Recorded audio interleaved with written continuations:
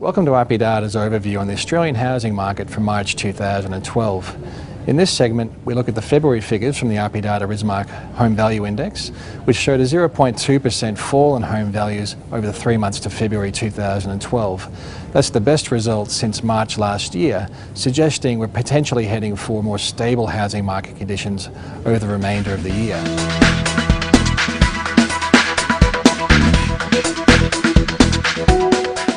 The release of the RP Data Rismark Home Value Index for February marked the first public reporting of our new indices methodology, which is an improvement on our previous Home Value Index, which used an adjacent period hedonic regression method. Our new index is also hedonic based, but uses an imputation technique which assesses change in dwelling values across the entire housing market rather than just those properties that have transacted over the most recent reporting period. The new index methodology, which is a world first, is much more timely, being reported just 1 day in arrears. Based on the results, it looks like the decision to cut interest rates by 50 basis points over the last 2 months of 2011 has driven a subtle improvement in market conditions. The December results showed capital city dwelling values remained absolutely flat, while values were down 1% over the seasonally weak month of January, followed by a 0.8% gain in Feb across the combined capital city markets. Overall, the 3 months ending February 2012 saw capital city home values fall a further 0.2%, taking the cumulative decline over the 12 months to 4.4%. Transaction volumes fell away sharply in December in what is likely to be more a seasonal effect rather than true market conditions. The number of home sales in November was the highest since March 2011.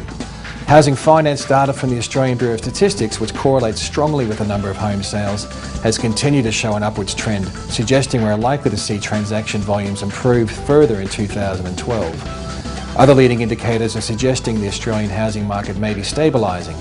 The number of homes being advertised for sale, although still elevated, haven't bounced back to the same levels seen in late November. Generally, by the end of February, our count of listings has recovered from the January slowdown, so potentially we aren't going to see the effective supply levels return to their pre-Christmas highs.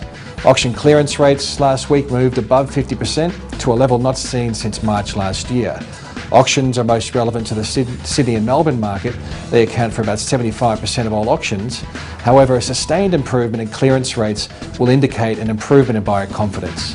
Average selling time and vendor discounting levels are also showing an improving trend. The typical number of days it takes to sell a house, despite moving upwards in January, which is once again seasonal, has been improving since March last year, when it took on average 75 days to sell a house. Vendors are also discounting their asking prices less. The average difference between the initial asking price and the ultimate selling price is currently recorded at 7%, an improvement from the recent highs of 7.9% back in July last year. From a rental market perspective, rents have continued to rise over the past quarter. Higher rents and lower home values means investor yields are continuing to rise. In fact, yields have been consistently rising since March 2010. In February, the typical capital city house was providing a gross yield of 4.1%, up from a low of 3.6% in June 2010. Units which have historically provided higher gross rental yields are returning 4.9%, up from a low of 4.4% in June 2010. Now for a quick roundup of the capital city markets. Sydney home values have remained relatively resilient to value falls, with dwelling values across Australia's largest capital city down 2.7% over the 12 months and down 0.5% over the 3 months ending February 2012. Sydney's resilience to a market downturn can be attributed to its weak long-term cycle, where dwelling values have appreciated at the annual rate of just 4.0% over the past 10 years. Additionally, New South Wales remains the most undersupplied state for housing, to the tune of about 84,000 dwellings, which has driven down the rental vacancy rate to what is essentially a churn factor. Rents are rising and yields are above the capital city average. After recording an unsustainable rate of capital gain in 2007 and over the 2009/10 growth phase, Melbourne home values are now correcting. Since the market peaked back in October 2010, Melbourne dwelling values have fallen by 6.2%. In a sign of resilience, Melbourne dwelling values rose 0.3% over the 3 months to February 2012. Despite the recent improvement, Melbourne is likely to remain a subdued housing market until rental yields show some recovery from their current lows and effective supply levels start to reduce. The Brisbane housing market has continued to defy predictions of a pending recovery. Despite yields being above average, the second most significant housing under supply, strong population growth and relative affordability compared with the other major capitals, Brisbane home values saw a 0.3% fall over the 3 months to February 2012. Over the 12 months, Brisbane values are down 7.6%. Potentially, the upcoming state election on March 24th is dampening confidence in the market. However, we continue to expect Brisbane home values to stabilise over the coming months. Adelaide's housing market showed the weakest performance of any capital city over the past 3 months, with values down 2.7%. Adelaide values are down 3.7% over the past year, which is a slightly higher result than what was recorded across the combined capital cities average. According to the National Housing Supply Council, South Australia is one of the only states to have an oversupply of housing. That's a factor that may be contributing to the weak conditions of late. Perth, which for a long time was the weakest housing market across the capital cities, has been showing some consistent improvements in the rate of decline. Although Perth values were down in both January and February, values have been broadly trending upwards since October last year. The turnaround in Perth should come as no surprise. Western Australia continues to see the fastest rate of population growth across the states and the lowest rate of unemployment. Values have fallen by slightly more than 10% since they peaked, providing a significant improvement to affordability. The rate of value decline across Australia's most southern and most affordable capital city, which is Hobart, has eased over recent months. The 3 months to February saw Hobart home values fall by 0.9%. That's a vast improvement in form compared with the September quarter of last year when values were down 7%. Hobart values are down 8.3% over the last 12 months. Rental yields on Hobart remain above average and dwelling prices provide a significant affordability incentive to prospective buyers. The housing market in Darwin appears to be staging a rapid recovery after dwelling values plummeted by almost 13% in the 2011 calendar year. The high rental yields, tight housing supply and scale of infrastructure and resource projects are likely to be the main drivers of Darwin's recovering housing market. Darwin values are up 4.1% over the 3 months to February this year.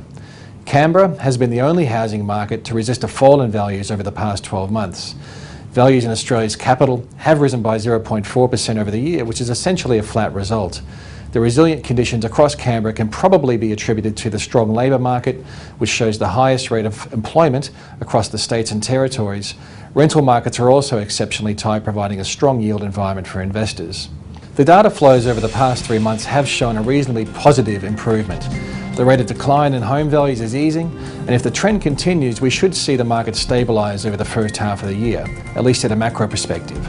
Australians remain very sensitive to housing affordability and to interest rates.